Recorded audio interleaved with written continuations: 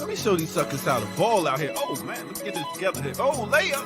Oh, shot. Oh, three. Oh, it's like Brick City out here. Mid-range. Oh, my goodness. I can't buy a bucket out here. I missed the whole damn basket. Oh, my goodness. What's going on, man? My game is looking trash.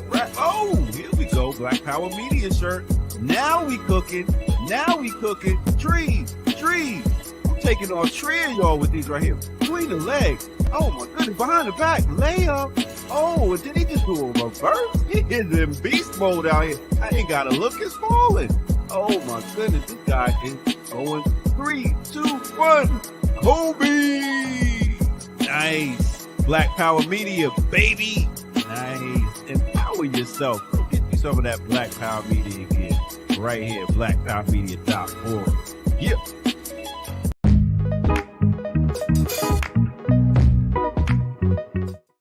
I mix what I like.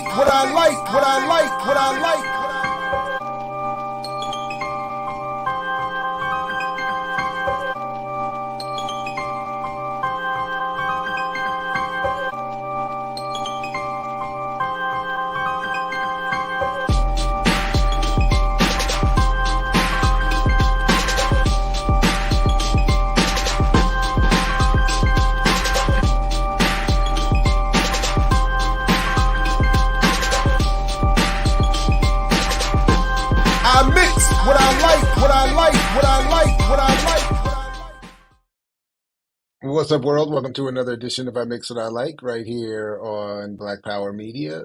I'm Jared Ball, very happy to be your host. Please like, share, subscribe, invite others to join you here. And, you know what? I got to restart my browser. 1 second.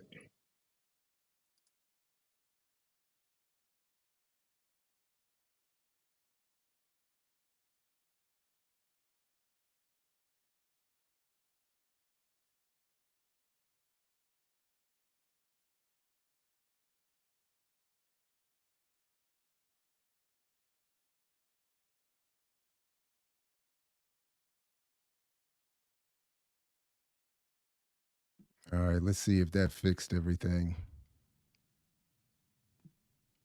Let's see, input, yeah, everything is set. Did that fix? Mic is still not good? Yeah, it's good now. Okay, good. Sorry about that. I don't understand why it does that. I had already recycled everything, but we're good now. Okay.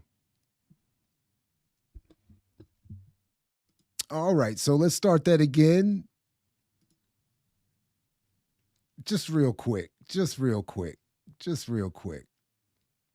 I mix what I like.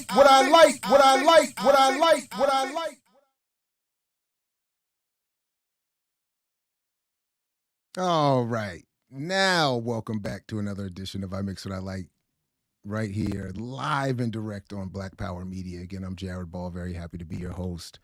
Hope you're all doing relatively well. Please like, share, subscribe, join our Patreon. Links all in the show description. And yeah, that's I'll be joining you shortly. So this is what I thought. This is what what I thought I would do. So I got sent. If some of you might remember, a couple of days ago, I made a point about that someone had sent me an alert about this panel saying, "Oh, Dr. Ball, you should have been there." And I responded saying that they emailed the wrong person.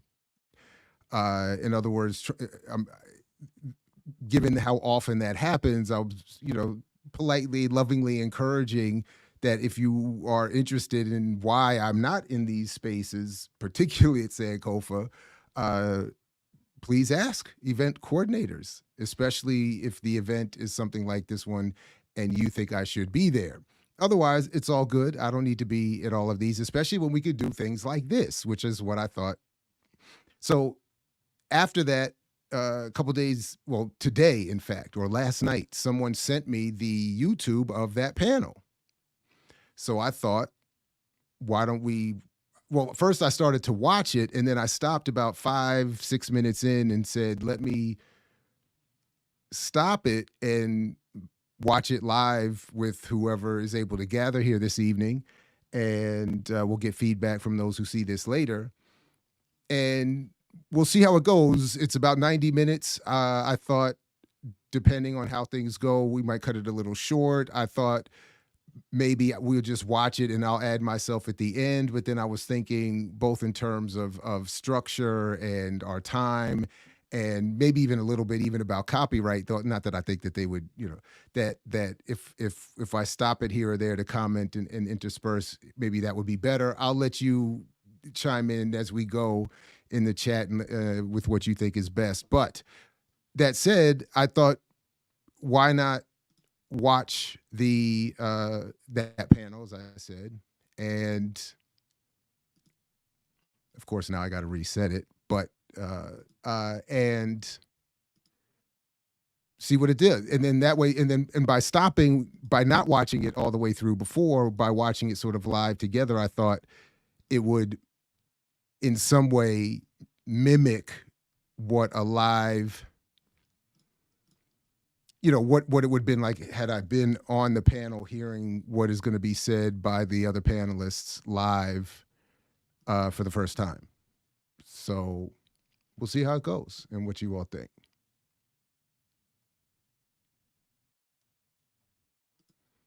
Yeah, I hear you. And that was the other thing. Part of it is that also I'm not, Leah is saying that turn my brain down and watch something mindless so I can get my mind off what's going. So I wouldn't say this is entirely mindless, but certainly not as severe as what's going on elsewhere in the world. And in part because I was not able to get out and to join any of the protests or anything. This is another reason why just staying in the house and have a little fun. So let's go ahead and get it started. Here we go. Let me move it ahead here just a little bit.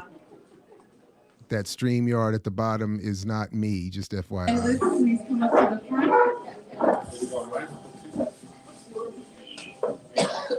Come out, can you shut off the music, please? I haven't seen Sankofa in a minute. But that looks like the vibe. Dr. Jessica Nemhard. Mr. Fontaine, I believe. I've never had the pleasure.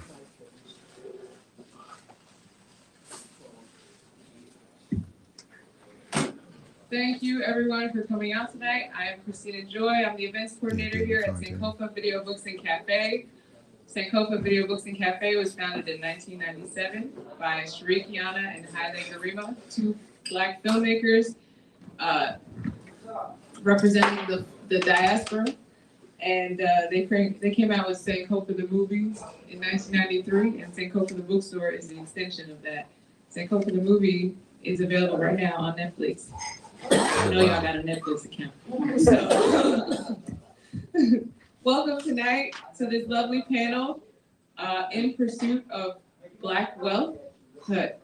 We originally had 3 panelists, but life happens. And so tonight we are blessed to have 2 amazing panelists, Jessica Gordon-Nemhard and David Fontaine. So I'll step in as the third. Authors of 2 very important books. They could have called me. I'd have run down there. Wealth and economics and cooperatives. Like this is a conversation I've been waiting to have for a while, so I'm excited. Are y'all excited? Yes. Good. So I guess I'll just take a seat. I'm the one doing it. So I just wanted to start with who you all are. If you both could introduce yourselves and then maybe go into why you were attracted to do this work, then we can get started. Sure, thank you. So I'm Jessica Gordon-Nemhard. I'm a political economist, and I study mostly community economic development and also have specialties in Black political economy, Black wealth inequality, community-based approaches to justice. And I became an economist actually a little bit late in life because I was interested in strategies to eradicate poverty and to eradicate economic inequality.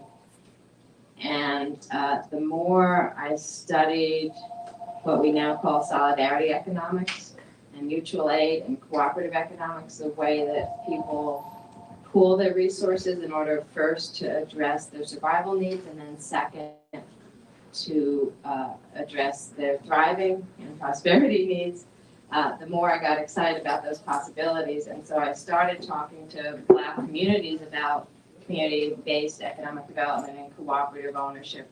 And most people didn't know about it, didn't feel like it was a tradition that Black folks had. And so I took that challenge to do the research to write the book Collective Courage, A History of African American Cooperative Economic Thought and Practice. And there I tried to chronicle and document the ways that African Americans have practiced not just mutual aid, but actually formal economic cooperation, starting co-ops throughout history, to understand that we do have this legacy and that it has worked as an alternative wealth building strategy when it's been able to be successful. So off the top, and feel free to let me know how you think this is going in terms of my interjections here, if I should wait longer or whatever. I'm happy to I'm happy to, you know. But the first thing I noted was that I would want to ask Dr. Nemhard is because she noted that she wanted to not only tackle inequality and survival, but prosperity. And I'm wondering what it means to be prosperous in this context. I would be curious. Maybe she'll answer that later, but that would be one question. In the context of colonialism and capitalism and white supremacy and all this hostility and extraction and exploitation, what does prosperity mean, and what should our goals vis-a-vis prosperity be? Amazing. And David? Thank you. First of all, I'd like to thank Sankofa Bookstore for inviting me here this evening. I consider it an honor and a privilege to be here to have this opportunity to speak in Washington, D.C., nation's capital. I was born and raised in Sacramento, California, and I was raised what I would call an entrepreneurial minister. And being the son of a minister, I saw that my dad, unfortunately, didn't have a congregation that could pay his salary, so he had to go out and work as a result of that. So I grew up under that influence of my dad. He was a minister of a small church. And in the 50s, his name was all over the radio. He had a thriving plastering business, contracting plastering business, where he hired African Americans and gave them an opportunity to be a part of unions and get good paying, skilled jobs. And I remember one day, I was probably like 8 years old, and we were at the dinner table. I was watching my dad write these checks. And at that time, $125 net a week was a whole lot of money. And so I realized, Papa, what did they do with all that money? He just kind of laughed. His son, one of these days that you'll know. But as a result of that, I grew up in that kind of influence. At that time also, he started cooperative economics amongst the church members and other churches. Wait, did he just say, Sugar Boy, are we asking the same question? Did he just say he saw people spending their money at the store and was wondering where all that money went? Did I just hear that correctly? Is that what he was saying? I wish I could turn this up a little bit. Maybe, anyway, we worship it and had them to invest in what we call the Jubilee Diversified Investors Fund. And as a result of that, I saw firsthand cooperative economics and how it worked, just like that. But later on, I became in the insurance industry, at an Allstate insurance office, and I grew it into one of the largest in Superior, California. And that grew from Sacramento up to the Oregon border. But as a result of that, I saw I saw the need and necessity for more cooperative economics in our community. And so that's how I got started. And another thing I'd like to say is that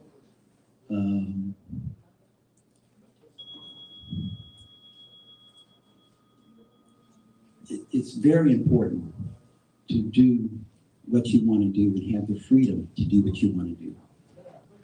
Economics, wealth gives you options. Wealth gives you the opportunity to get through hard times. Wealth gives you the opportunity to take risks. So as a result of that, you can, especially in America as an entrepreneurial society that we're in now, it gives you the opportunity to take risks. And also, it gives you the ability to leave generational wealth to your family members. And so that's David Fontaine in a nutshell. All right, so I thought I heard wondering where all the money that Black people in the community was going, who were spending basically their paychecks on goods and services in the community. And then I heard the development of insurance business with the idea, and then just sort of the broad wealth is good and can do good things, which I don't know who disputes that. The question is, how do we get wealth and where is the wealth?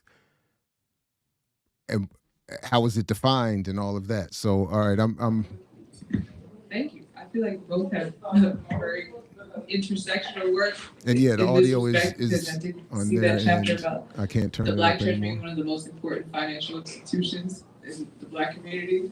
And I actually used one of your... Hold on a second. Thank you. I feel like both have very intersectional work in this respect, because I did see that chapter about the Black church being one of the most important financial institutions. The Black church. In the Black community. And I actually used one of your chapters as a site for a paper I did in grad school about Nannie Helen Burroughs. And since we are in DC, you know, I definitely had to talk about Nannie Helen Burroughs. So if you would like to start us off with sharing some of the histories of different co-ops that you found, but particularly the one with Nannie Helen Burroughs. So yeah, one of the things I found was the 1930s and 40s was a prolific period for Black co-ops. And we can imagine, of course, one of the reasons is survival, right? This was the Great Depression. And there was there were very few other options, and things were worse than ever for Black folks. But also it turned out the 1930s were a period of time when you had strong Black organizations promoting cooperatives.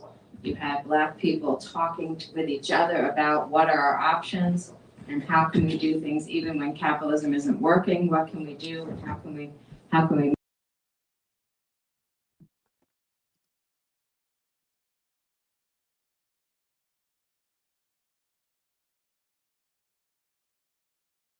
move together.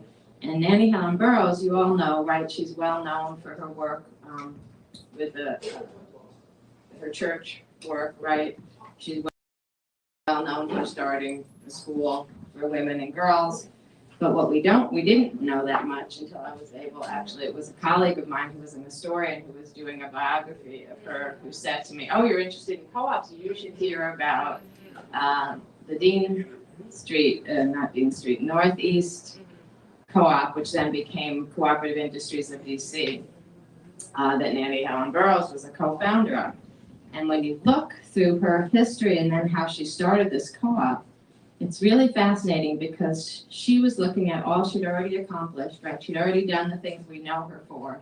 This was early 1930s. The Depression is upon us. And she's looking at what's happening to Black women, right? She was already disturbed about domestic work, that Black women were mostly in domestic work, right? It was unsafe, it didn't pay well.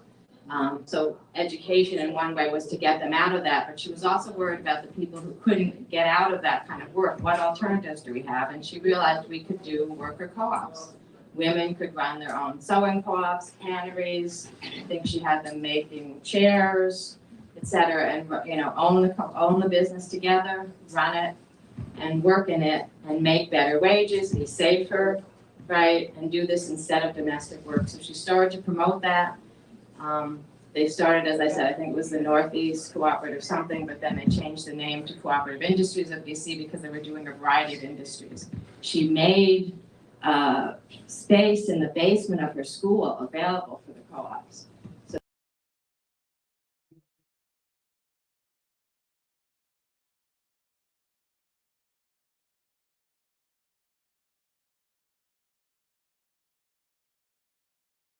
That she addressed that, she lowered the costs of starting them and that kind of thing. But the other thing that she did is she connected with the larger co-op movement. She became a member of the Cooperative League of the USA DC chapter. And in fact, became one of the most famous spokespeople for that. She also tapped into FDR was starting what was called the Self-Help Cooperative Initiative through the Department of Commerce. She applied every year until she got the grant for her co-op to qualify. And after 3 years, her co-op qualified. So then they bought a farm in Maryland in order to do food security as well as employment.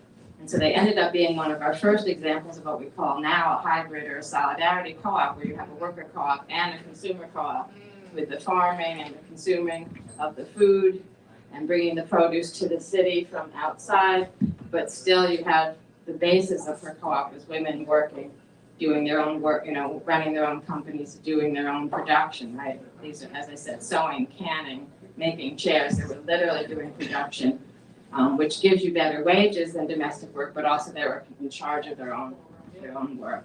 So it's kind of mind-boggling to me that such a fascinating example people ignored, right? And even in the telling of her life, most of the time we don't hear that aspect of what she did. The other thing that's also interesting when you look at who she was working with, Carter G. Woodson was on the board for a while. Chancellor Williams took over being chair of the co-op systems board for a while. So she was also connected with people that we all know, again, names that we all know and stuff, but who knew that they also were doing this, right? And that she was connecting. So that's what I'm saying, that these are the kinds of things I found. So that's one example of the kind of things I found. Another example would be the Colored Merchants Association, which actually started in the 20s. That was started by the Negro Business League, which again, we think of as very conservative, right? But this was a co-op of independent Black grocers from around the country. And they formed a co-op, what we call a secondary level co-op, a co-op that would help them with their marketing, help them buy in bulk, help them with distribution, so that they could compete with the new grocery chain stores that were coming up, A&P and that kind of thing. So again, this was a way you could still honor Black entrepreneurship and sole proprietorship, but support it and develop it more through a co-op. And that was another interesting story of intersections again, because I found a short news article about it where they were trying to decide on a logo. They had a contest. And who was on the judge committee? Suddenly, again, all these famous Black folks, W.E.B. Du Bois, the head of the North Carolina insurance company at that time, right? And people also that you heard don't speak to each other. Like Du Bois wasn't supposed to speak to the Black business people, but they were all sitting on this judge committee to make a logo, to choose a logo for the co-op. So that's another interesting example. If you want to fast forward to the 60s and 70s, which is another prolific period, we had SNCC doing co-ops and credit unions throughout the South. Again, recognizing that it wasn't enough to do civil rights and to have voting rights, but we had to figure out how to eliminate poverty, how to put money in Black folks' hands through credit unions, how to do their own co-ops in order to, again, first survive through farming or small business and do it collectively, pool your money collectively. But also then when you own things collectively, you develop new skills, better ways to work together, better opportunities, right? More economies of scale so that your small entrepreneurship collectively with other people's give you more benefits. So we saw increase in incomes, increase in leadership and capacity building because people were in charge of their own economic activities, and it gave them a way to do more than just survive, but to actually thrive in this world. The 60s also saw the Black Panthers use co-ops. Again, we don't hear that much about that, but they had co-ops and collectives in most of their chapters. And in Jackson, Mississippi, we had a group that started craft co-ops and worker co-ops and a consumer co-op in the early 70s, again, as a way to make sure there was work for people. So really, any period of time, I found some kind of at least mutual aid, if not some kind of economic collective activity. And then often there were these businesses that were actually legally incorporated as a co-op. But also the same successes over and over again about empowering people, addressing their poverty, giving them economic stability, giving them more leadership, abilities to amass some wealth because they actually owned an asset, an economic asset. They weren't just working for somebody else anymore. Access to healthy food, access to better ability to farm your land or to even own farmland, all those kinds of benefits. I don't know if you want some more examples, but. So I'm glad to get to hear Dr.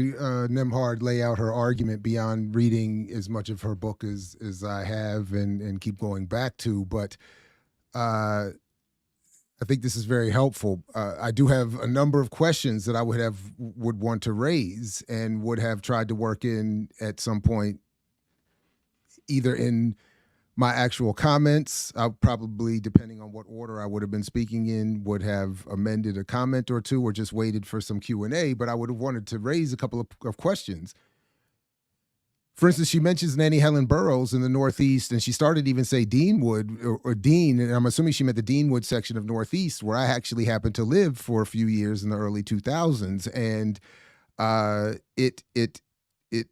at least at the time, I don't know where it is today, was still in some sort of emergent or pre-gentrification moment, certainly not in the state of some post cooperative experience, economic thriving. So the point I'm getting at is that with these examples starting in the 1930s, and even the ones Dr. Nembhard brings up towards the end of her comments there in the 60s and 70s, we're not hearing anything about what happened to these co-ops. And that is something I would want to double check before confirming this point in particular. But I think it is also true of her book that she doesn't fully go through what happened to these co-ops and what were some of the arguments around those co-ops. So, for instance, as I've mentioned before, in talking about the 1930s, that's also when Abram Harris is writing about how these are all cons and schemes concocted by Black capitalist business class that he argued was the greatest abuser of the Black community, exploiter of the Black community. Du Bois, of course, would later condemn cooperatives as a solution and explain that they don't work and move on to focus on socialism and Pan-Africanism. The idea that I think it's interesting to point to SNCC's cooperative use, and then even when Dr. Nembhard says she's wondering why don't people remember this or talk about this, one of the reasons I would argue is because they didn't work, and that so many, particularly more radicals, argued, including Du Bois, and that this isn't sufficient. So when she says that SNCC was arguing that voting wasn't enough, well, she starts to almost turn that into the argument that we hear today among Black capitalists, that voting isn't enough, we have to get our business rights. But that's not what SNCC, as I understood it, was saying. And they were saying if voting isn't enough, we need to move towards more militant politics, not a more conservative entrepreneurial version, which is why when I thought it was interesting that she pointed out that the Negro Business League, Booker T. Washington's Negro Business League, was conservative. But I think that point could be explored, that yes, conservatives, as was the case in the 60s and 70s, also attached themselves to ideas of cooperative economics, or at least the name, And I'm interested to see when the brothers start speaking if they're on the same page with the definition of it. I'm not entirely sure they are, and it hasn't yet been defined in this panel. But the fact that the business league was conservative and attempted to do this and it didn't achieve success, I think should raise some flags and alarms.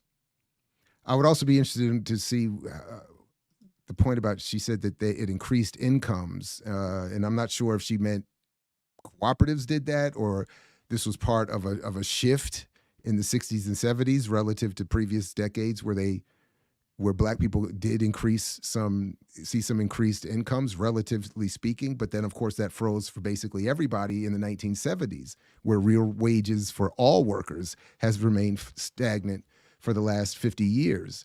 So I got a couple questions. We'll see. Let's keep going and see if any of them get addressed. Okay. Thank you. Wow, those are amazing examples. And David, seriously, in your book is, like Jessica just mentioned, literally capacity building. Like, your book is telling people, this is what you need to do for this. And I like the way that it's laid out, because it's very much so like, you got a question, go to that page. And so what was the intention behind this? Like, what have you seen in the Black community? And what are some examples that you've seen in the Black community that we would require these skills, that we need this capacity built? Well, one of the things that I always think of is that right now, many of us are doing well. Some of us are doing well. We have a few Black billionaires. We have many millionaires. But oh boy, what we don't think about or talk about is that we still have 1/8 the wealth of the white community, where our median wealth is $24,100 versus $189,000 for the white community. It's estimated that by the year 2053, that half of African Americans will not have any wealth at all. Zero. One of the not half. By 2053, Black wealth in total will be the equivalent of zero. So I would, yeah. Things that really scares me, that frightens me, is artificial intelligence and what it will do to our workforce. Because most of the jobs that will be eliminated as a result of artificial intelligence are low-skilled jobs. And it's estimated by the year 2035 that more than 80 to 90 million jobs could be lost as a result of artificial intelligence. That's a fourth quarter of the workforce. That means they'll have to be doing something else. And the something else that you must be doing, they're highly technical skill jobs that require the STEM, science, technology, engineering, and mathematics. So we have to gear our workforce, the new workforce, if we're going to be aware of this to combat artificial intelligence. Also, I'm looking at the federal government presently has $37 trillion debt, and our deficit is running $1.5 trillion a year. And so that means that there won't be the type of programs coming from government in the future that we may have had the benefit of being a part of in the past. And so as a result of that, what I was thinking about in my book basically talks about how to make money, which means how to invest, how to save, how to work together with others in making money.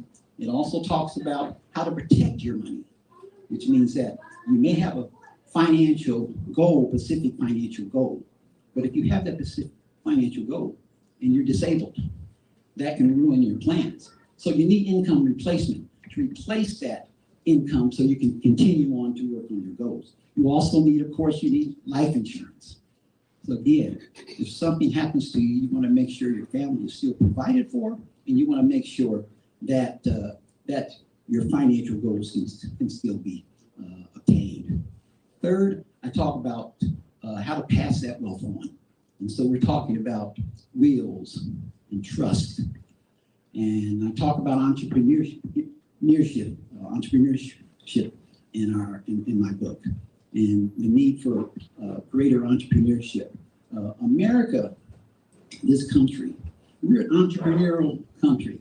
We're the only country in the world that as a corporation, you can commit a crime and pay a fine and get away with it. That's really only, you can pay a $200, $300 million and get away with it. So it actually promotes, in some instances, as a result of profit, because you can make more in profiting than you can in the fine is you don't have to pay. So those are all critically important factors that I try to bring out in my book and try to address.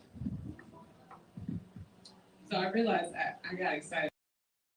Yeah. So okay.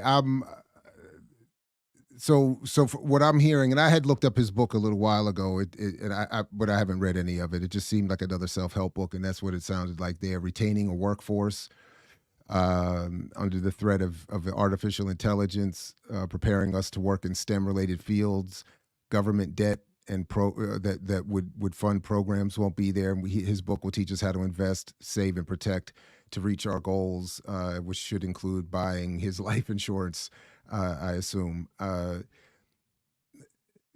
But none of these address none of these address any of the real issues of why this inequality exists or why this bleak economic reality confronting us shouldn't call for us to change our approach and to look for ways to seek out distribution of wealth that's created in this society, as opposed to figuring out how we're going to get another job as jobs are taken away and underpaid, et cetera. So Excited about the very issues interesting. like co-ops, and I didn't even get to let people know what is a co-op. We gotta let them know what's a co-op.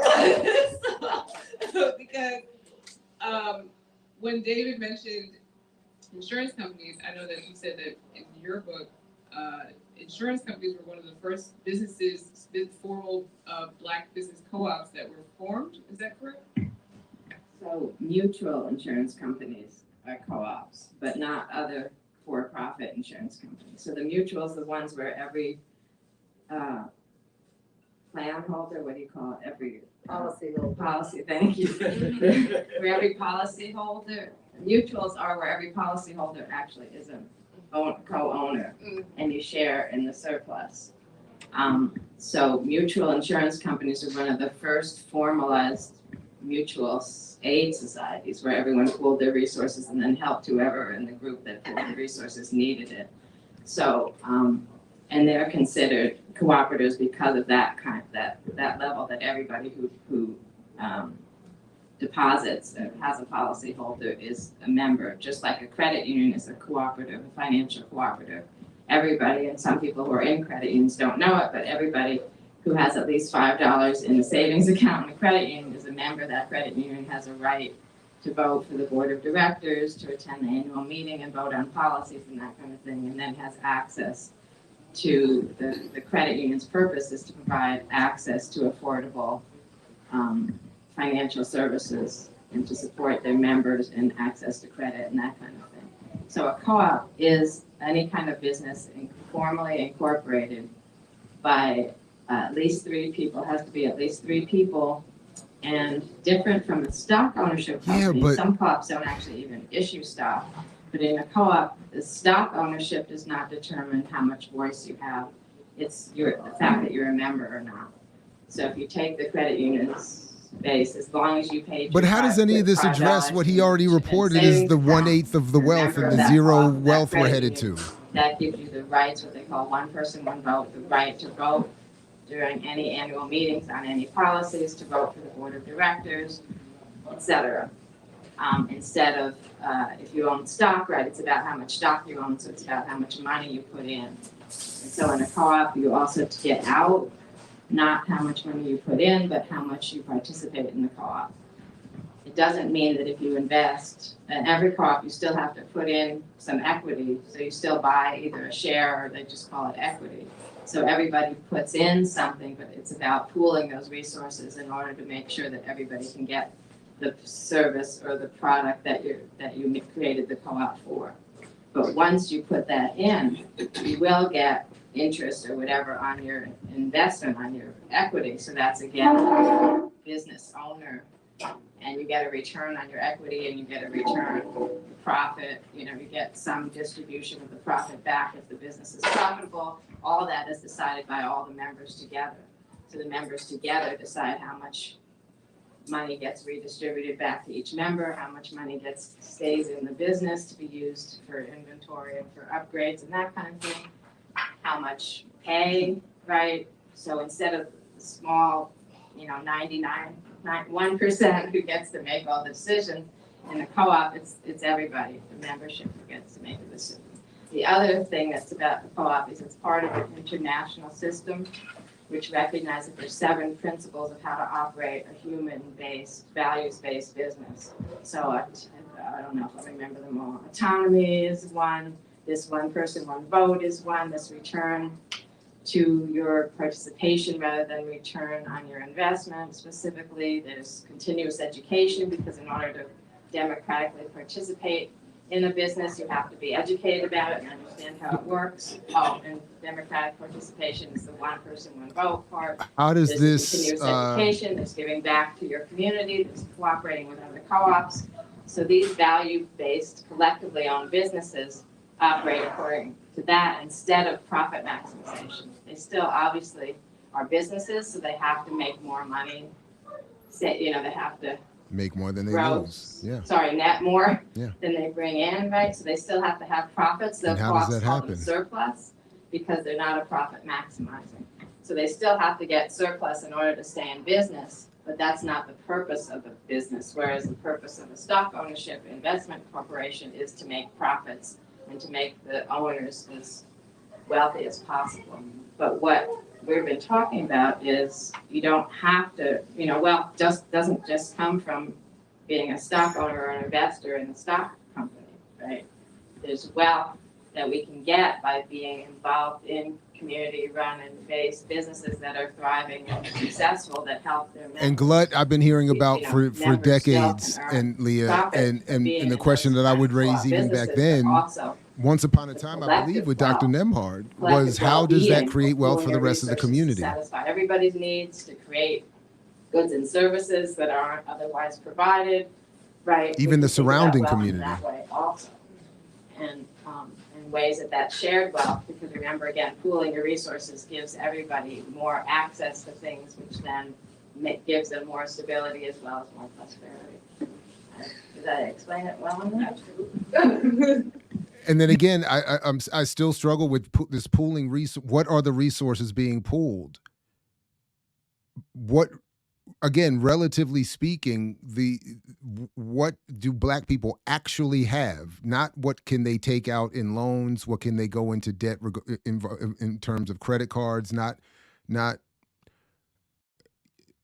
but what in terms of what is actually in the community can actually be pooled, and to what actual effect? And I'm not hearing it. I'm not. David, you wanted to comment?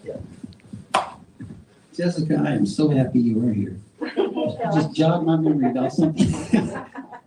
Fortunately, I was brought up in a church, and this church purchased property for the membership in the 30s.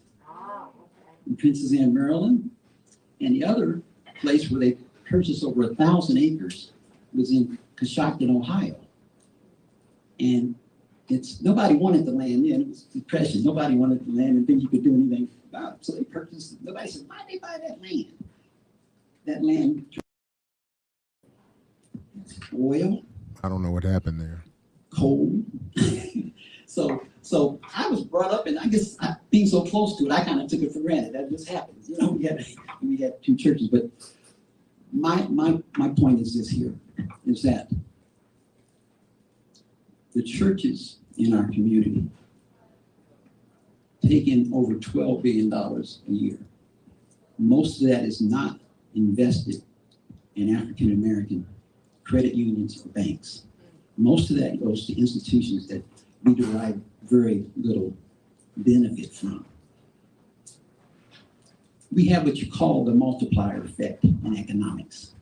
That means if you spend $1, it creates additional $4 or $5 in wealth. So You had some of those ties of those 80,000 churches go to legitimate and good causes. But if a portion of the tithes that are given every Sunday was invested back in our neighborhoods, invested back in our community, it would be have a tremendous economic impact as a result of that. To be more specific about that, and there are some churches that are dealing with this, is that our homeowner rate is 42% versus 72% of the white community. 50% of African Americans' wealth comes from home ownership, their home, but all the wealth that they have. Also, 75% of all Black business owners who start their business, comes from obtained equity in their home. So home ownership is a critical component that our churches can work for and do targeted strategic investments. But I tell people that I also talk about in my book the specific steps that the churches could do. And I tell people, if your church doesn't have an economic or cooperative development arm, you need to ask the pastor about maybe we can get one. If your fraternity or if your sorority doesn't have an economic development component, then you should ask the membership or ask the leadership, what can we do about that? Because with us having 1/8 the wealth of the majority community, there is much that can be done, but you have to take the leadership and you have to be aggressive and intentional. One of the things that I really believe in is that I try to practice. You have to be very intentional and strategic about what you do. One of the things that I advocate is that one out of every third or fourth time that you go out to eat, make sure it's at an African American establishment. Just 1 out of 4, 1 out of 3. That's not 100%. It's like where your priorities.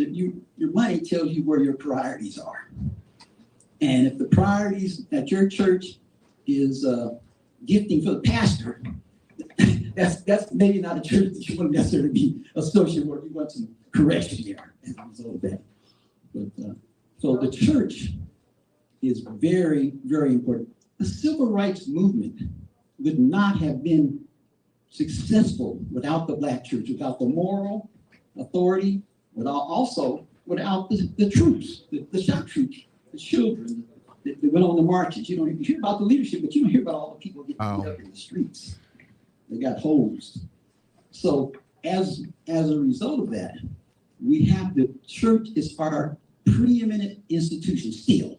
It doesn't have the leverage and it doesn't have the influence that it once has, but it's still the preeminent institution in our community.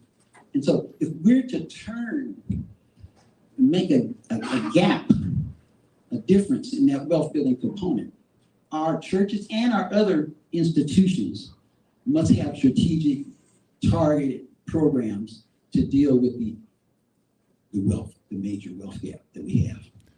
So in some ways, he makes a lot of the arguments I would want to make in terms of what he's ultimately saying is we need political power and control over the policy apparatus of the Black community. That's what determines the distribution of whatever resources exist. It determines how those resources are accumulated and then how they're distributed.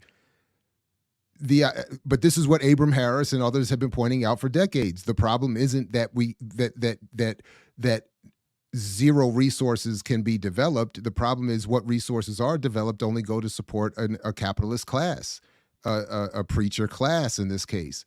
So to take that over requires public policy or political organization.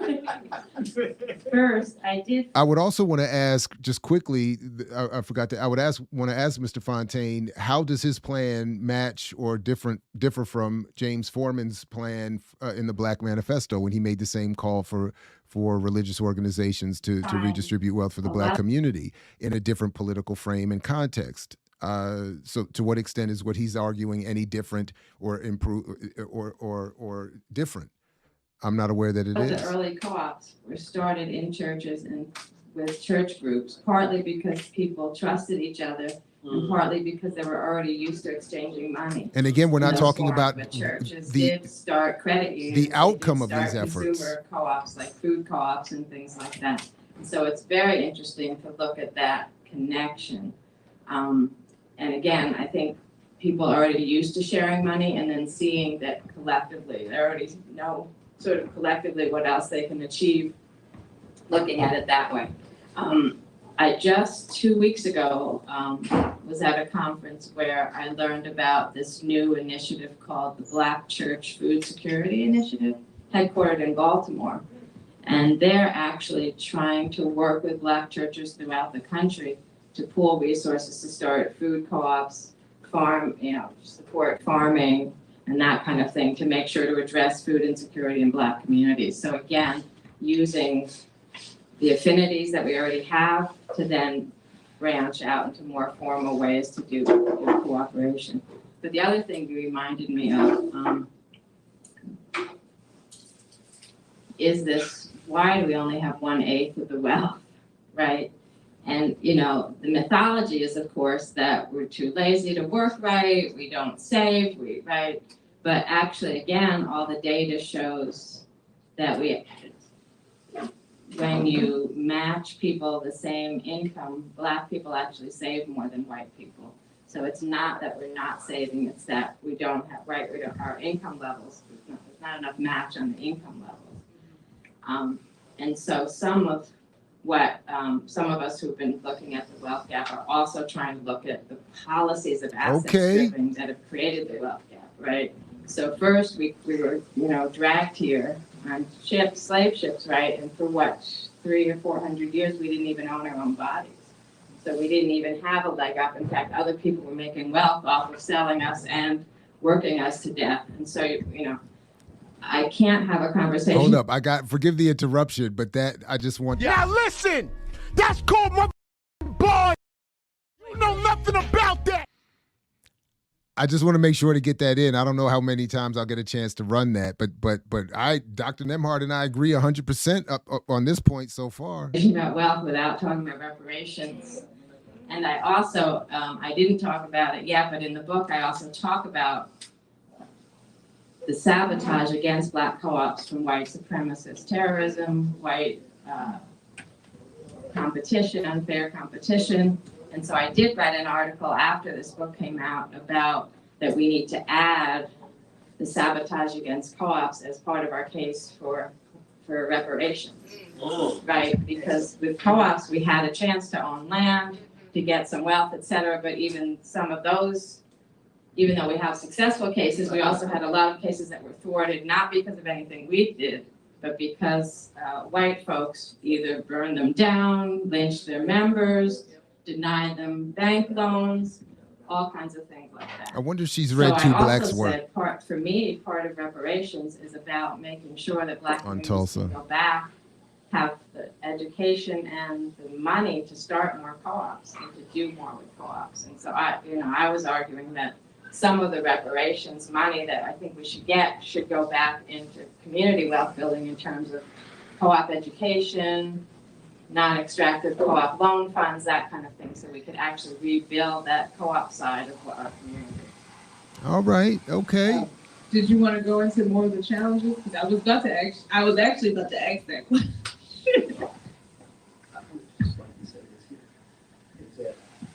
I'm a firm believer that we can't rely on any outside forces to do what needs to be done. We have to rely on ourselves. You can't expect people who are profiting from you and making a living from you to institute policies that's going to better your life than taking money out of the pocket. That's very important. But when I wrote this book, I had the idea that we must do for self. We can't expect help from anybody else. But there is a Professor Derek Alexander at the New School in New York City, and he brought a proposal to help correct that wealth gap. He called it baby bonds. Yeah. And Now this is fascinating. Forgive the interruption, everybody, but this is I'm sorry. So he means Dr. Derek Hamilton, not Derek Alexander. And of course, Derek Hamilton wrote the foreword to my second edition. I I just think that I'll just leave it there. But he meant Dr. Derek Hamilton. And what would happen is that when the child is born, they get a certain amount of money. By the time they were 18, they would have, I think it was $50,000 to $75,000, which the wealth gap is right now is let's see, about 160. That might be half of that. So there are things taking place, but he did it primarily for African Americans. But politically, that wasn't going to work. That math is wrong, by the way, just off the top, because remember when those if in fact those bonds matured and those children grow up to receive that money, to simply say that they will have accumulated an amount of wealth that halves the gap misses the point that what are they going to do with that money?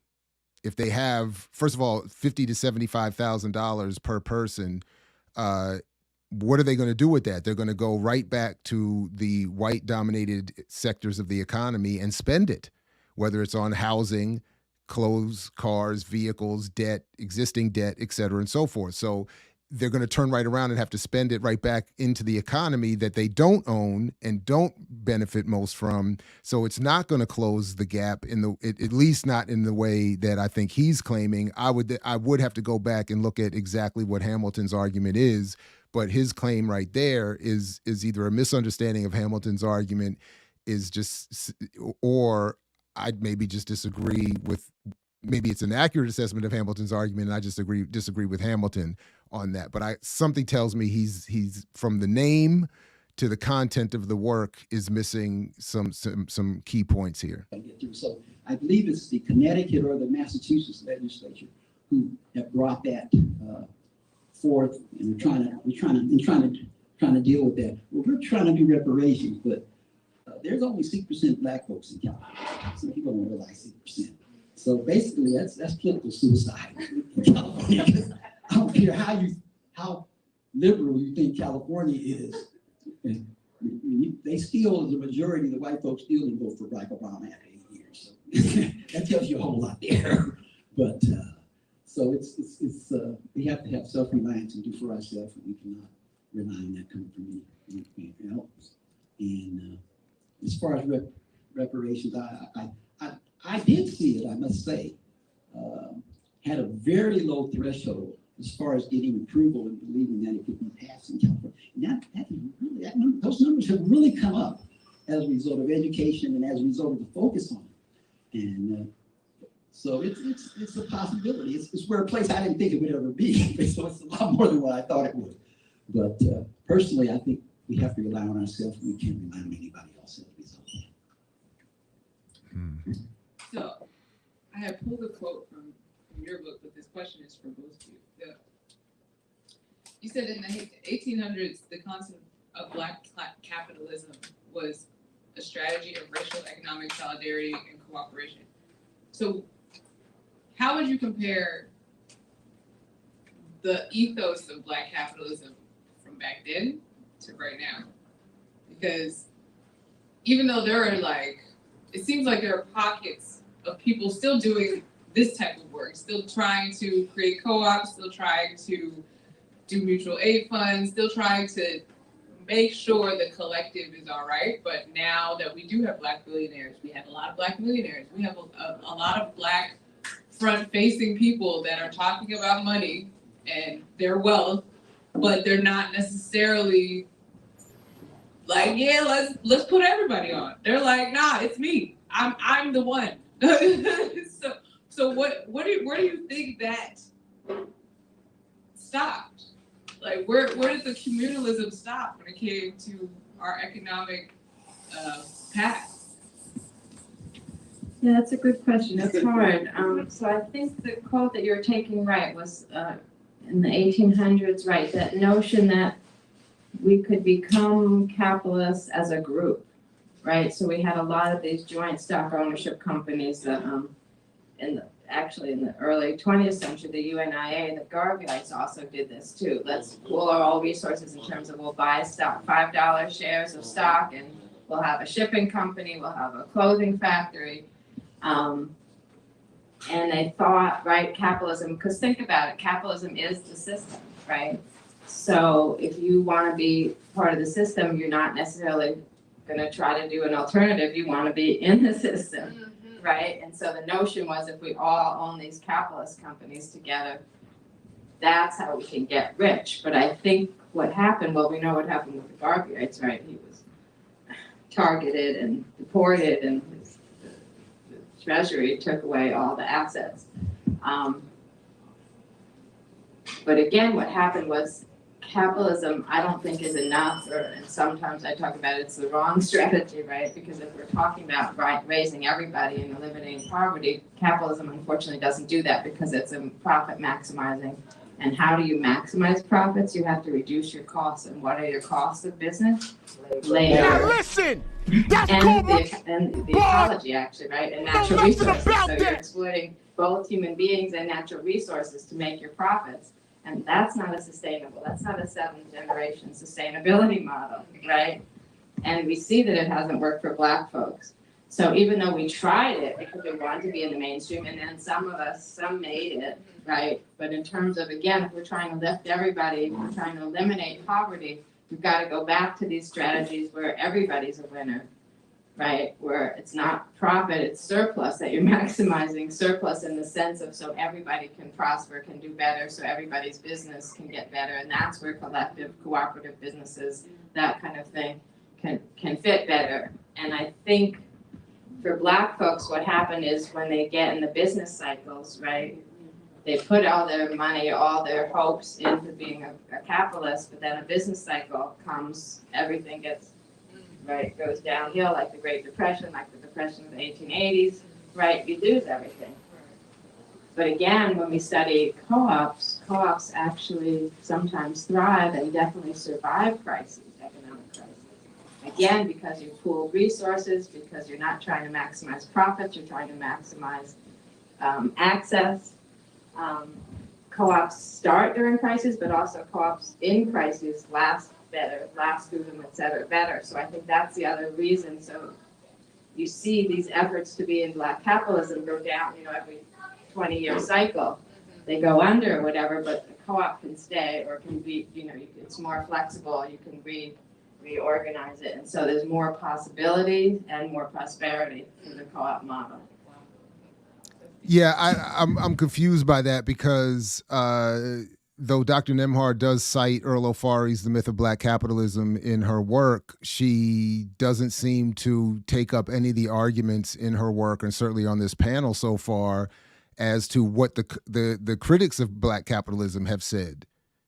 And again, she from the 1930s with people like Abram Harris to the 1960s with people like Du Bois to the 1970s with the BLA and George Jackson and the Panthers she references earlier in terms of their co-ops, but she doesn't reference them in terms of their anti-capitalist, pro-socialist politics. She doesn't mention them and she doesn't talk at all about what, at least here, and I don't think, I have to go back and look more carefully, but I don't think she does enough of it in her book either to talk about what happens to these efforts. So it's to say that something survives a crisis is not itself even addressing the point she raised a second ago about the shortcomings of capitalism, and doesn't address the ignored term so far on the panel, which was a core component of the politics of people like Du Bois, the Panthers, and many others, which is socialism or some variant of it. So I'm struggling with this. I'm struggling with this. How to raise what influences are around them.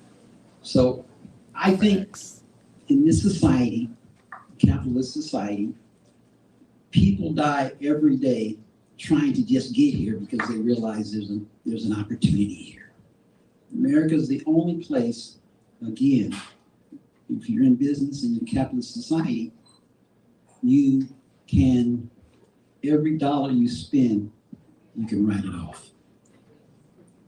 So I think one of the things that I've noticed is that a lot of immigrant groups, Africans, Jamaicans, they have embraced capitalism. And as a result of embracing it, all that she said is right. They're trying to maximize profit. But I think that looking at people like, I think it's Smith, who did the donation, paid all the tuition to Robert Smith, and that did not happen though. We covered that here. Students at Morehouse University. So I would like to think that. Wow, this is remarkable. I don't mean, forgive me for cutting him off, and I certainly would not have done this if I was actually on the panel. But that's just not what happened. Again, that's not what happened. He didn't follow up on that story with I think Robert Smith is his name, right? He didn't follow up on that story, and this idea that I just lost track of my thought. So anyway, I guess basically what I'm trying to say. That's why I would have sat quietly and let him finish. And that's why it's critically important that we have family. You have a mother or dad, whether they're in the house or not, that gives you certain values, whether you have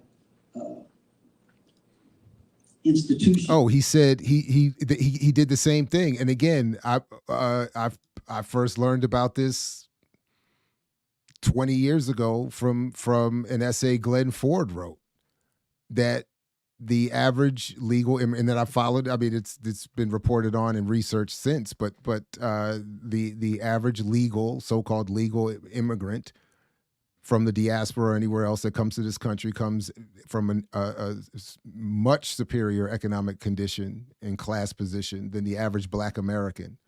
So to equate those handfuls of that community and compare them to what Black people have or have not done here is fanciful. Then he mentioned this whole thing, if we have a business, we can write off every dollar we spend. But again, thanks to Diedrich Muhammad and others, we know that Black people have created more than 2 million businesses between 1992 and 2012 and lost the total capture of the sales revenue in the country. That went down from a mere 0.5% or 1% to 0.5%. So none of what he's saying is based in reality. And around you that give you certain inspiration and transmits to you certain values. So when you get into those positions of authority, you're always looking for a way for it to benefit your people. There's always going to be certain, everybody's involved, everybody's valuable. And there's always going to be some people that may be here, there, but they're all valuable, they're all necessary, they're all needed. And so that goes back to is that it's up to us to make sure that when we get people in those places, that they have the right kind of attitude and they will do the right thing. Or political because education. You can leverage this American capitalism to do a lot of good for a lot of people. Wow. Did he still gonna have capitalism always? Wait a minute. He just said, wait a minute. You're always looking for, but they're all valuable. They're all Last question. Capitalism, and they will do the right thing because you can leverage. Yeah, he did. This American capitalism. Good Lord. To do a lot of good for a lot of people. But you're still gonna have capitalism always. But you can leverage it to do a lot of good. I don't want to take up, all the questions. I do want to allow audience to have Yes, questions. we are live. But I will ask this one last question to both of you. What did you both want the Black community to walk away with after reading your books? So I wanted people to know that the cooperative strategy works and that Black people have a legacy, that we've done it, we can keep doing it, we can do it again, and that it's not something alien to us. But I also wanted people to understand how we did it well. So to look at lessons learned and where the strengths of the model lie, And so that, I'll just quickly mention that, right? Some of the things that I found that mattered, that the co-ops that lasted the longest or the strongest, you know, had very strong education component. And I don't mean formal education, but learning together, learning about the co-op model, learning about the business, continuously learning together, kept the co-op strong. And I've got lots of fantastic examples of communities that even started co-op courses in the night school, the adult school in the neighborhood and things like that, to make sure people knew the model and understood the model. Also, I found, I think I mentioned this one, strong Black organizations that were promoting co-ops, helping to do the co-op education and connecting. Because again, we need also that trust, right? And so having groups that you already trust, groups that you're already in that you trust, or groups that you do trust, having strong Black organizations mattered a lot. But also having what we're calling now an ecosystem of co-ops. So having interlocking co-ops, a credit union and a farm store and housing co-ops and some other kind of co-ops, right? So the more co-ops working together matter, because also that's where you get some of that multiplier effect, right? The money stays, recirculates in your community, stays in your community. You're satisfying a variety of needs through co-ops. You're supplying one co-op from another co-op. So all those examples where we had, sometimes they were called Black Co-op societies. Buffalo, New York had it. Baltimore, Philadelphia, Richmond, Virginia, Gary, Indiana. They all had these co-op societies which started with one co-op, but within 4 years they had 2 or 3 other interlocking co-ops that the same members were in, but it was solving a different issue. And those were able to support each other. Sometimes the credit union could help with the financing for another co-op, things like that. So I think understanding again that we can do it and that the collectiveness is sort of encompassing, right? It's not just we do this one piece together, but we learn together, we build other co-ops together, we work in communities. There was a strong role for Black women, so recognizing and allowing Black women to do what we do made a big difference. Involving young people made a big difference because then it was more sustainable, right? You had new energy and young people coming into it. It didn't just become obsolete with the elders, that kind of thing. So there are a lot about things that were already sort of in our culture, co-op efforts and the co-ops themselves stronger and worth doing and replicating. I gotta say, when she says co-ops work, I don't know that she can make that claim. I don't know that she has in her work supported that claim or in the panel tonight supported that claim. I'd be interested to know more about what she means when she says they work. And because I don't think history supports that claim in the way that I would mean work or in the change that I think we would want to claim or what we would want to associate with that claim. You want to learn how to buy real estate. If you want, it was a book of hope.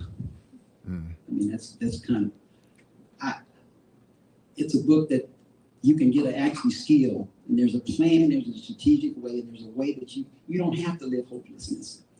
Today, all you need to start a business is a service and a product and a computer and a website, and you're in business with the world. Wow. For $1,000 or $1,500, you're in business with the world. So that's what I wanted to do, to give people hope, give them a tool. If you wanted to be an entrepreneur, if you wanted your church to do better, if you want your family to do better, here are some ideas and some ways that you can do that. We just disagree. So much. Everybody give them a round of applause, please. And the same thing, I don't think he, in his book, I haven't read any of it, or in his argument tonight, has demonstrated any support for that claim. Does anyone have any questions? That there's any value to any of that. Let's see if there's any good Q&A.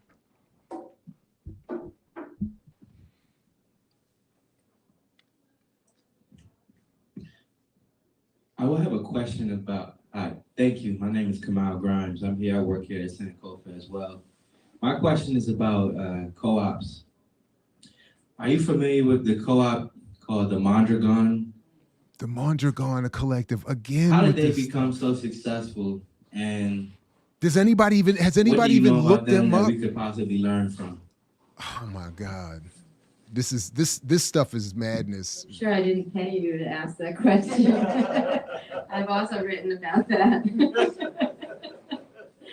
So the Mondragon, it's a city in northern Spain, but the whole area is what's called an area of Basque, which is an ethnic minority in Spain. Actually, they consider themselves like the oldest European tribe or whatever. During when was it? The 40s and 50s, under the dictatorship of Franco, they started their first co-op because a priest, a Catholic priest, who is sort of a precursor to liberation theology, started a school. They didn't have a polytechnical high school in Mondragon. So he started a community-owned polytechnical high school because the closest high school was not allowing their Basque children to attend it. And they ran it collectively, and he started teaching about cooperative economics. 6 of the graduates, the first graduates of that polytechnical program, were then encouraged to start their own co-op. And he also was smart enough, and this was in 1956 or something, to say, let's go into production, right? Let's not do services, let's do production, because production has a better return. And so they actually created a factory. I think it was a stove factory or something like that. A worker co-op, so the workers owned it themselves. The 6 young people started it themselves. And then the priests started talking more and more about we can use this model to benefit ourselves and to get around the fact that Franco was was oppressing them. He wasn't letting them go to school. They didn't have a bank, that kind of thing. So they started a few more worker co-ops, and then they started a credit union. And they did something very interesting with their credit union, which I haven't seen in most places, is their credit union was an engine of growth. It had a research and development arm. Gazan should start a co-op. Development grants to help start new co-ops. It helped new co-ops to figure out what business to go into, et cetera. And so within about 20 years, they had about 20 interlocking worker co-ops. They had the banking system through their credit union. They had their credit union developing co-ops and doing the research and development about what industries to go in, what were going to be the most lucrative, et cetera. Also because Spanish law considered people in worker co-ops to be independent owners. They weren't part of the new social security system. So again, their credit social security system for their region, for their members. And then they started a school system. They now have a whole K through university, K through bachelor's degree, cooperative university and cooperative schools in their community. I think they have now 120 worker co-ops. They also started a consumer co-op, a department store and food store, and they also own some companies outside of the Basque region. So again, they were able to do this ecosystem of support, right, between worker co-ops, financing, schools. So education was really critical. Picking this growth model based on having factories, right, worker-owned factories, and then using the other growth model of using the credit union as the anchor for community development. So I just think a couple things that I think need to be checked in on this, and it's been a minute since I looked into it, but I did look not that long ago at the updated situation of Mondragon, and there's a few things. I mean, comparing the Basque separatist effort in Spain to the Black liberation effort here in the United States, the relationship to the society is very different. She's already made several references in the example that Dr. Nemhard there to the policy arrangements, to the support, relatively speaking, of a local government, of a Catholic Church institution, and then what is not talked about with Mondragon, and I've been hearing this for so long, is that at least two major points. One, No one talks about to the extent that this effort has been duplicatable, whatever it is, by even others in that area to impact the inequality in Spain in any significant way, much less as something that could be duplicated outside of this. And then the second point specifically is that if you look, I think, I'm happy to be checked on this, but when I looked, I don't remember exactly what it is, but I think Dr. Nemhard is a little bit off there with what they decided to produce. What they're producing today is some kind of rare, very special engine or energy producing. I don't remember exactly what it is, but it's something that is very rare and it's not, in other words, it's not a sector of the global economy that Black people could duplicate in terms of wealth generation, even if they wanted to model this. And then, of course, last, I guess, a third point, just to add one specific issue to the previous point about the relationship. This still requires a sort of sense of national cohesion and land that Black people here in the United States don't have access to. So whether it's land, national cohesion, public policy, access to a particular sector of the economy with a productive capability, and it's something very rare and elite. Like, this is not some little, so when you look at Dr. Nemhard's book and she's got the list of co-ops that she gives us examples of, so many of them are food and service based and markets and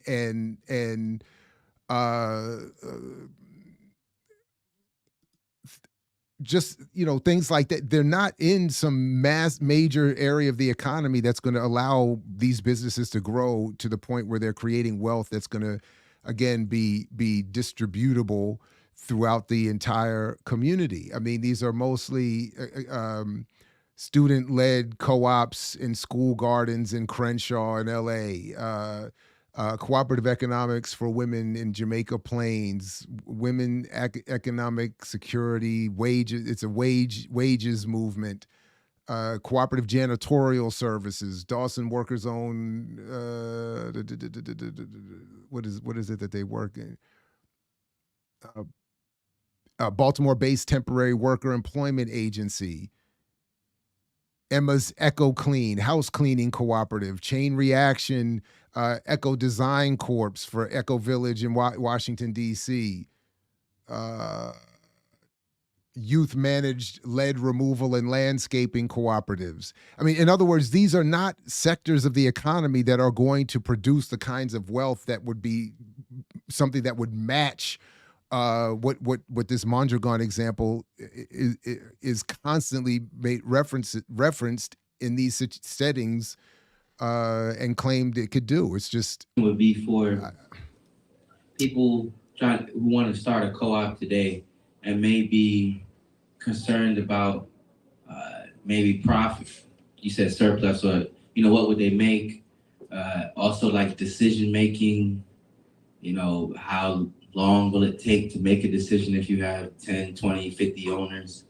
And also, my question is about, if you become a worker, say you're hired later, do you then become an owner at the same time, or is it only the people who started it are the owners?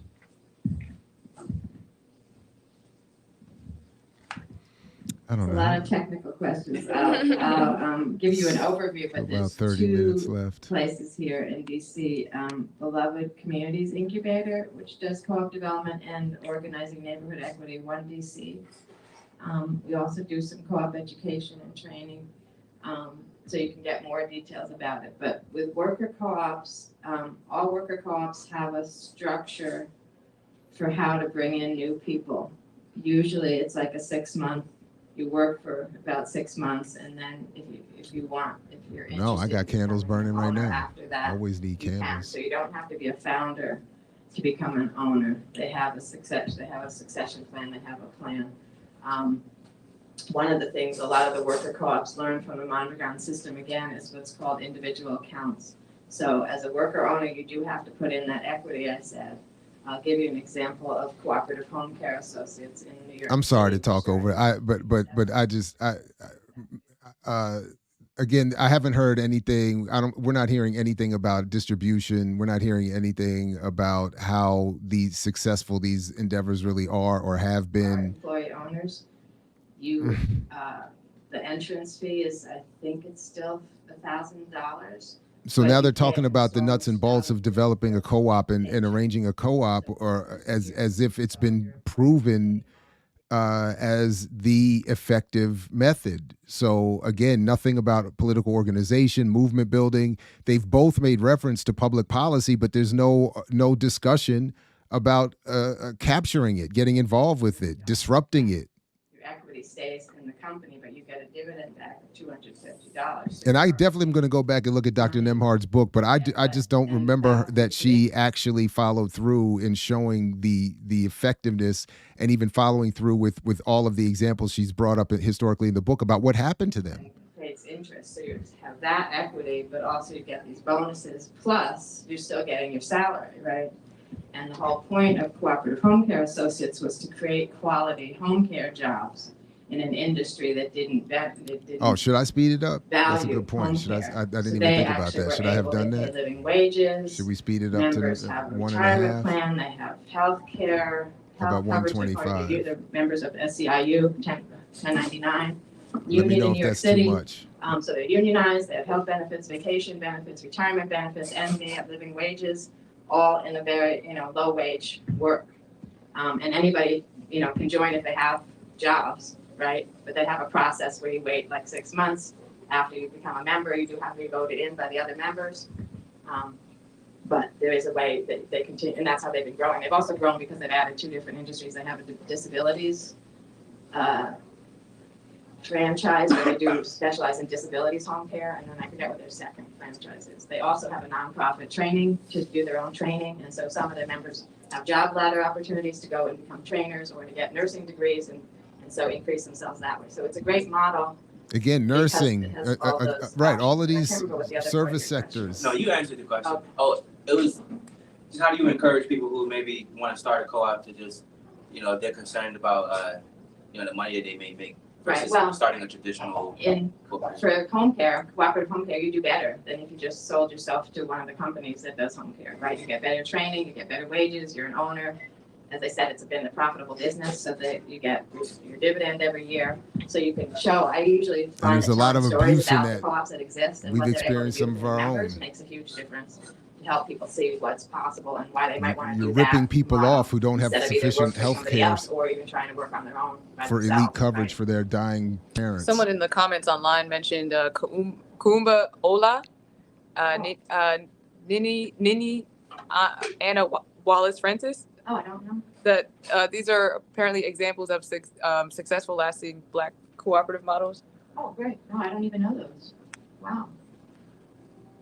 I think somebody else did. In the US or those are somewhere else? These that's a good question. It says Kuumba Ola, and I think that it's by the person Nini Anna Wallace Francis. Huh.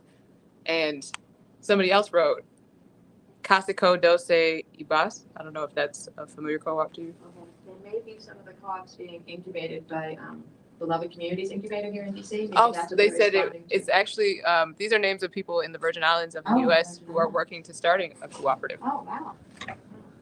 Awesome.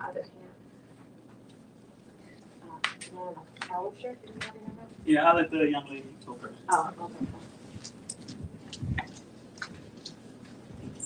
Fascinating. Hi, thank you both so much. My name is Bathsheba Philpott, and my question, going back to I think you said a cooperative, like home care project that you mentioned, how much would be needed to start an effort like that? I'm just kind of get a general sense of like what resources would you need to start something like that. I don't even know. You got to be able to rent a house. So this is not my forte. It depends on how. And they charge. So they charge for the African. It's an African woman, I believe, a Nigerian woman that runs the home care that my mother is in now, and run out of a house that's rented with several elderly people in it with medical care and live-ins, and we pay it was up to $27.50 a month, and that's the low end of this field. That was after a lot of searching. So about 2,700 times. I think there's like 8 people in that house. I feel like the technical assistance on the co-op, on the legal side. There's I lots feel of like they're education doing all programs, right. And we do have these non-extractive loan funds. There's another group, Shared Capital, in Minneapolis that does loans, Co-op Fund of New England. So there's a lot of places, especially the co-op technical assistance people, can put you in touch with these loan funds. And some of them, when I say non-extractive, it means that it's a forgivable loan if you go under. You only pay it back. And the only way we can afford it is because we got help from the county. That's we pay $2,700 out of pocket, but but that's with the, I forgot, what is it, 1,000 some subsidy that we get from the county. Otherwise, we wouldn't have been able to afford this spot, and my mother would have had to be put in some, I don't know, state institution somewhere. A nice ecosystem right now. It's a lot of work. Yes. Yes. Yes, good evening. I heard the gentleman speak of the Manjugan, I probably didn't pronounce it correctly, system. I've heard of that, and I think it's even in Senegal as well. And you mentioned the many benefits of this. So being a political or economic theorist, as you said, if this is more beneficial for people and it's clearly seen, shouldn't this business model naturally approach or eclipse the types of business models over equity ownership? Or I don't actually know the data. Maybe it's the most popular, but I don't think so. So wouldn't it naturally grow if everyone sees that I like benefit or this sees question. the incentives? And why not? Sabotage. That simple? No, it's not that simple, but And that's cheap. That's the cheap because end. we live in a capital-centric society, our whole world really, right? It's hard to get the news out that co-ops work because the capitalist world is a naysayer, right? They say, oh, it's too hard to have people make joint decisions. Oh, that was another question that somebody asked that I didn't answer. There's a lot of training about how to make decisions together and that kind of stuff. But there's a lot of naysayers, right? We don't teach this, right, in school. When we think about teaching entrepreneurship, almost all the time we only teach capitalist entrepreneurship, right? So those junior achieving programs are all about how one, the Horatio Alger Mish, how one kid could do this and make it big, and they don't train you about the other things. So I think one is ideology, right? Remember from the 50s, all co-op stuff was considered communist, and so there was, red baiting, and so people, especially in the 60s, Black folks didn't even talk about doing co-ops, even though they were doing it. They didn't publicize it because it was too So dangerous. imagine what communism and socialism And is going to be I have a whole considered. history of this, different kinds of sabotage between, actually lynching co-op members, burning down co-ops, not giving loans, raising the rent so high that a co-op can't operate anymore. So all kinds of those things. But I think it's mostly that we don't have any training or information. People don't have the information, and then they're told, the assumption is that collectives are too burdensome, too cumbersome, when they're actually more flexible if you look at the data. Yeah. Sorry to interrupt, I'll keep it quick, but ideology without results needs to be enforced. So I don't know if I accept that the ideology is now, like the gentleman said, people are crawling to get into the US. So meaning results show, no matter the ideology, people will have a natural affinity to what works for them. So I don't even know what works, right? The media also makes people think that capitalism is working. Yeah, right? yeah. And actually, to tell you the truth, the fastest growing worker co-ops are with immigrant women of color and immigrant people. So the immigrants aren't all coming here to be capitalists. A lot of them are coming here because our capitalism ruined their economies, and they have no other choices but to come here. And our capitalism made their dictatorships trade on them, and they're coming here for protection, right? So a lot of they're coming Yeah, here listen! just because our model looks so good, but it's also about the marketing. And they, So it's not the results, it's just the stories.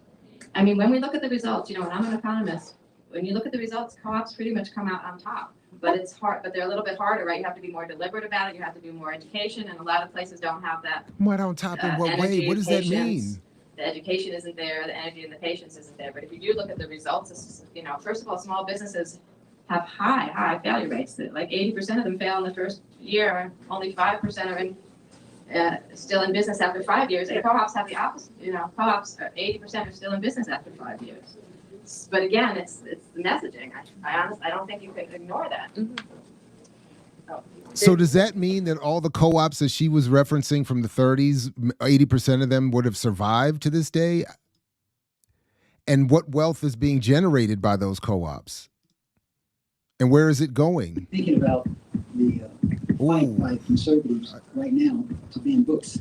That part, Ricky, was. I thought it was bars. That one little part. It was just a little bit. I didn't even play the whole thing. They have a plan after they saw what Black Lives Matter did, and as a result of the killing, they said, we got to do something about this. This is going way. It was a half a bar when she said that the American capitalism destroyed their economies.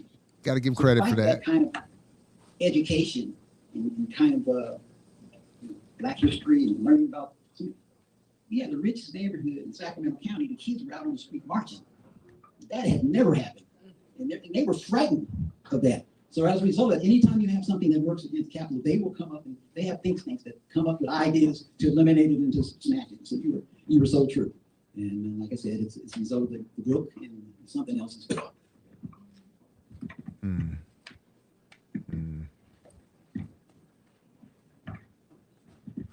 Thank you.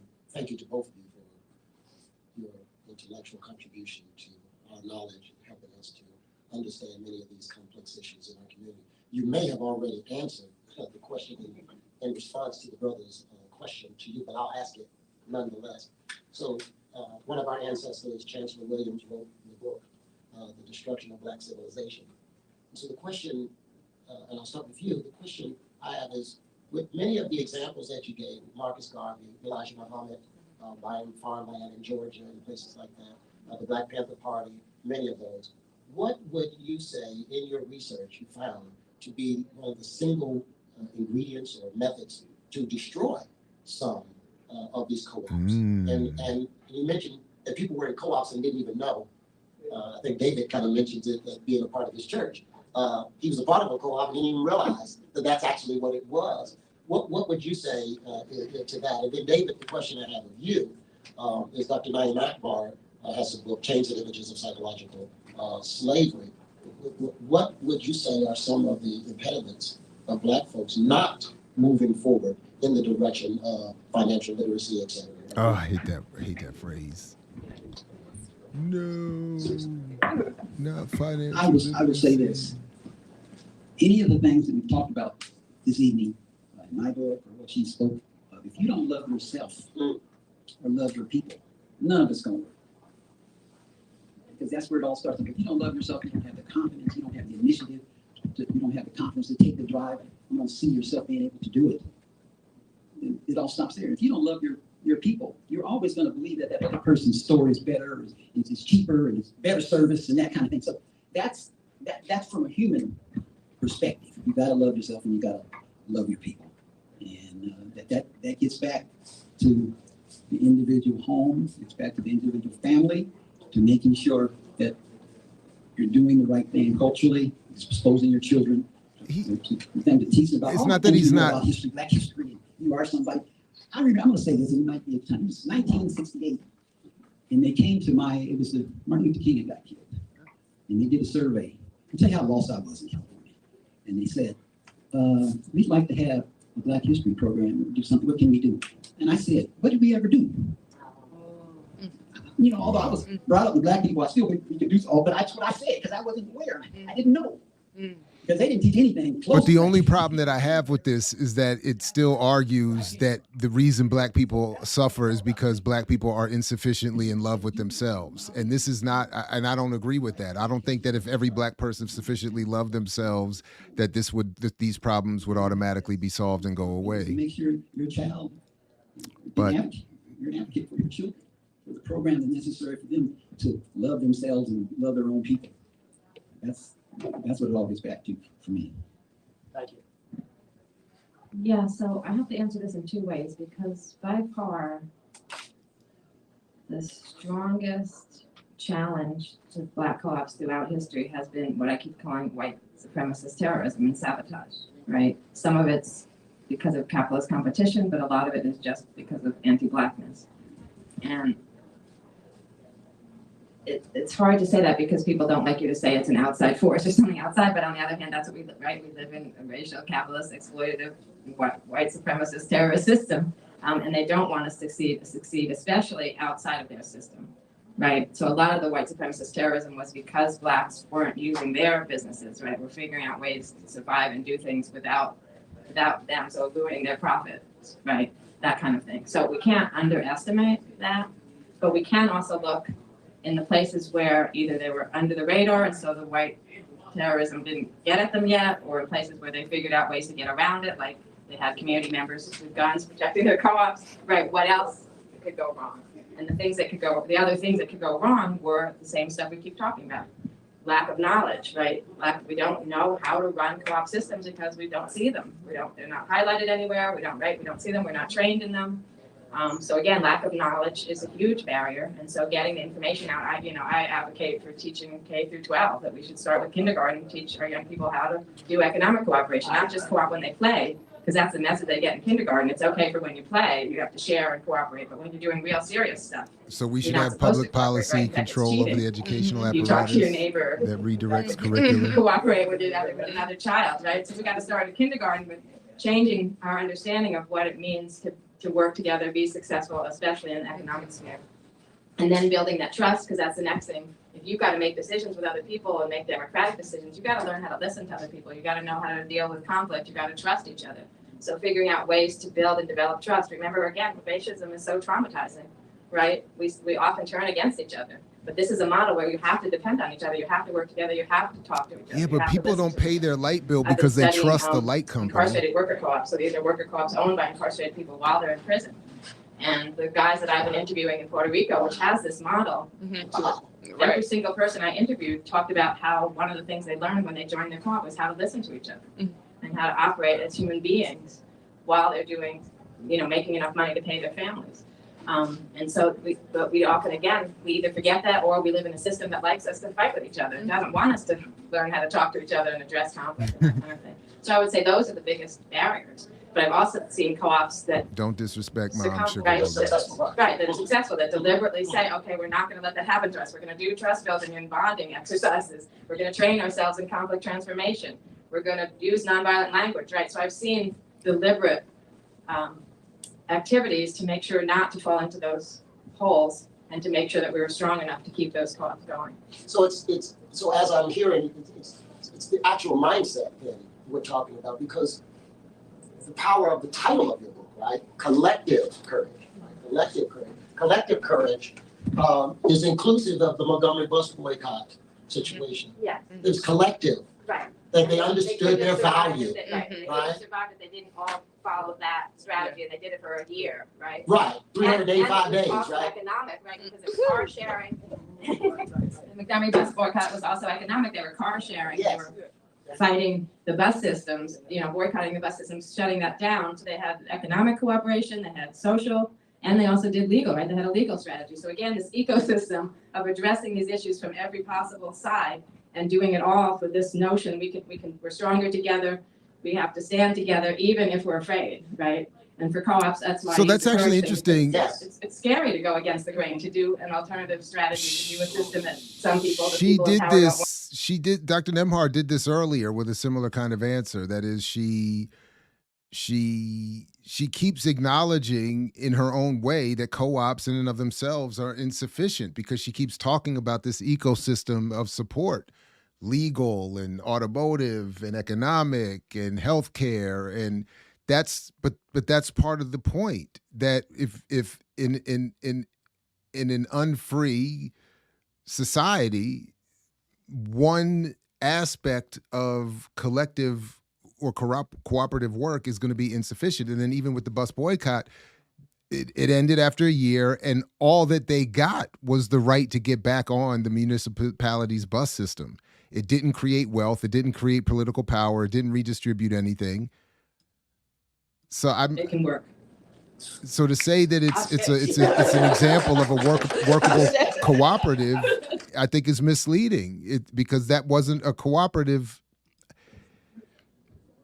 One of the things that comes to mind with this conversation. And then, the simple fact that Dr. King and the rest of the civil rights effort exploded after Montgomery, I think is part of the point of the insufficiency of that endeavor. And then King himself would become radicalized beyond the cooperative efforts. And that's why, as I keep pointing out and others have he said we need federal involvement. We need the government to be involved. We need a policy apparatus to be involved. And then he was still increasingly calling for nonviolent direct action to stop the normal flow of this society. So again, to say then, as she concluded there again, that co-ops work because all of these other pieces of the puzzle were deployed to give some victory without talking about all the other else is misleading. Internalizing oppression, internalizing trauma, these sorts of things. Respectively, for those who are speaking tonight, and maybe folks in the audience, like, what does it look like to invest in healing, and invest in healing as an economic strategy. So you're just thinking through that. I mean, I think, sometimes if you say, oh, trust building exercises or whatever, it's like, I got bills today. I don't know about all that.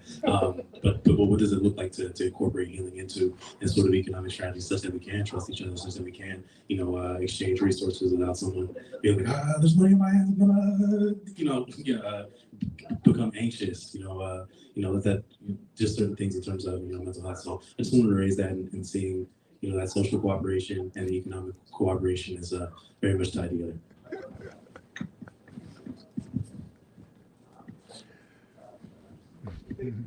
So, in my book, I talk about that we need to understand education and learning as an economic resource, but we also need to understand trust building and wellness as economic resources, just for the things you said.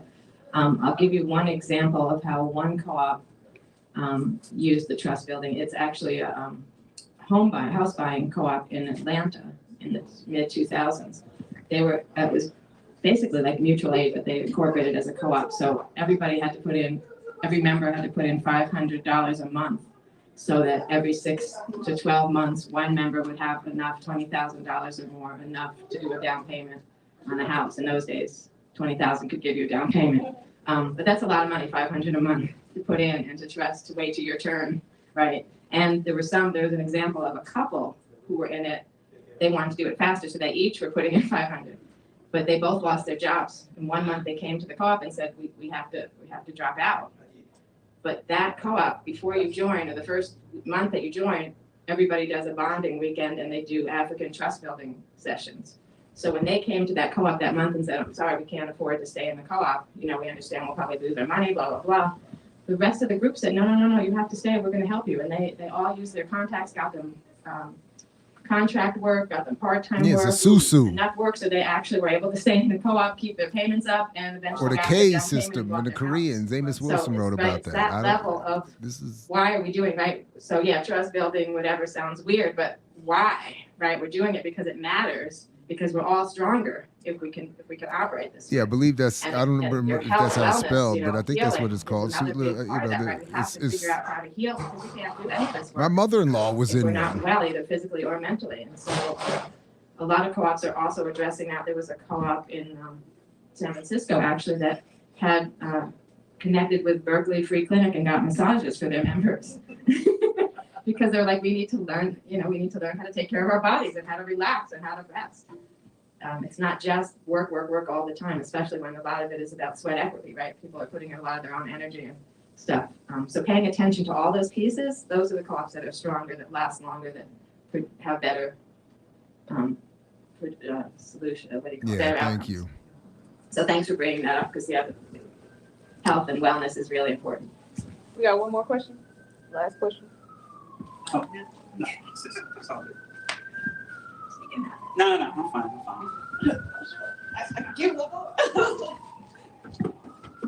I was just going to ask, so the idea that micro lending work that's happened in developing countries throughout the world, I'm wondering, have you guys seen examples Again, of this that word in the worked. US? And Has it are worked? there successful models, and is there a potential connection? And what does between worked mean? micro lending and cooperative development as well?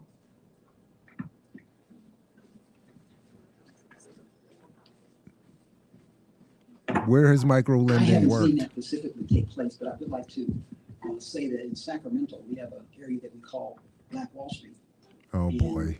an African-American gentleman there owns a large commercial building on 24th and Florida. And what he has done is that there are businesses there that can lease as little as 200 square feet, which really lowers their fixed costs and their ability to go in and be in business. There are over 50 or 60 Black businesses in that complex.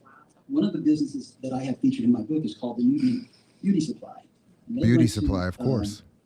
One of the Asian retailers that sold hair, and they received poor service. So they decided, the three sisters, with a little help from one of them, husband, we can do this. So they went in, they started off with one of those 200 foot leases. Now they're up to like 2,500. They're thinking about franchising. They have sales, they do massages, they do everything, very little capital. Each one of those have expertise. But as a result of that idea, I know in California, you can't probably hardly find a retail space of 800, 900 feet. So you're starting off with major fixed costs. And how has that benefited the rest of the community? Coming in already. So that has enabled, and that place is flourishing. And I would say that can, and I'm sure in some places in America, I think I heard something in Atlanta, they may have something familiar, but there are other ways within the capitalist system to work around that. And those businesses cooperate, they work together, and they talk about how they raise money, who's going to give the loan, who's going to. Sugar Booger, I'm glad I'm here, but I'm not going to front. I would have liked to have been there. Or I would have liked to have been invited. I don't know if I would have gone though. Honestly, I don't know if I would go. I don't think I'd. Very much in entrepreneurship. I don't know. And doing for themselves. And it's I don't know. I don't know. A lot of good things going on that, of course, you're not going to hear about. That they don't make good news, I think. But yeah, when the UN had its year of microfinance, I can't remember exactly when it was, maybe 2013 or 14 or whatever. I remember the International Cooperative Alliance had a tagline, which is, we're microfinance people too, right? Because a lot of co-op economics is very small, uses small amounts of money, especially in other places in the U.S. So they're not antithetical. However, I did write an article on this also, where I was comparing how credit unions and co-ops finance works with these microfinance to create micro enterprises. And one of the things I noticed was exactly what you said. A lot of the original lending programs, you lent to a group of women and they all had to pay back, or that none of it could get another loan. And so it was all about cooperation. The women helped each other to make sure every single one of them could pay back the loan so they could all get another loan. So I was arguing that a lot of these microfinance strategies are really cooperative strategies. They're just putting a capitalist lid on it kind of thing. And that we should, and that maybe we should go back to thinking about just do co-ops, since you're basically using the co-op principles and that kind of thing. And the last thing I want to say is I have seen, again, he often wasn't at events. Microfinance co-op kind of thing. Another study from my study on incarcerated worker co-ops is in Ethiopia. And one of the regional prisons, Mekelle prison in Ethiopia, they have been encouraging especially women and youth prisoners to start co-ops as a way to help them gain skills. I'm guilty. And to make sure when they get out that they've got they've got a project or whatever. But they brought a state level microfinance company to the prison. There's a branch of the microfinance group in the prison to help do the financing for the co-op development for these co-ops to make them more feasible. They also have trained some of their corrections officers to be co-op developers. And they also allow any of their prisoners who are released to stay in the co-op and to come back to work in the prison during the day, even though they now live outside of the prison. So they've created, again, a whole ecosystem of support. But part of it is based on having this microfinance option so that financing isn't a barrier to these co-op development. So it is an interesting way to combine them.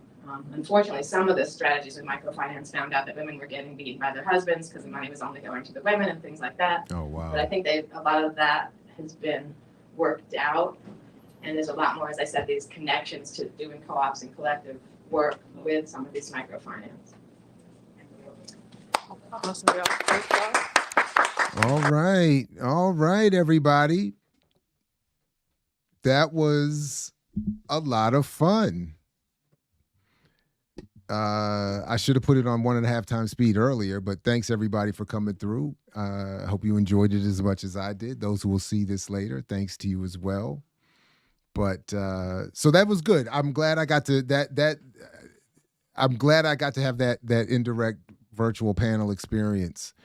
a lot for me was clarified, and I think I have a better understanding of why what I read in Dr. Nemhard's work I do, and where we disagree, and where we might, find common ground. But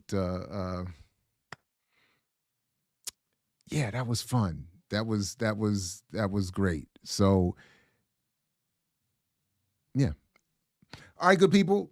Thank you very much for joining me for this. I really appreciate it. Those who are here live, those who will see this later, thanks to you as well. Please do like, share, subscribe, join the platform, support our Patreon, do all of those good things, ring the bell. I'll see you tomorrow with Saturdays with Renee, and Sunday with Hiram Rivera. I'm hanging out a lot. This is great. So thanks, everybody. Appreciate you. Peace if you're willing to fight for it, like Fred Hampton used to say. And I will catch you next time here at I Mix What I Like and throughout the rest of the platform.